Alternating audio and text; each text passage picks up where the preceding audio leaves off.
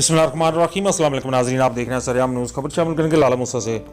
खादिम कुरान मोहम्मद नकीब नक्शबंदी ज़िला गुजरात में शहीद कुरानी मुक़द्दस औराक को महफूज बनाने के लिए अपने मिशन को जारी रखे हुए हैं।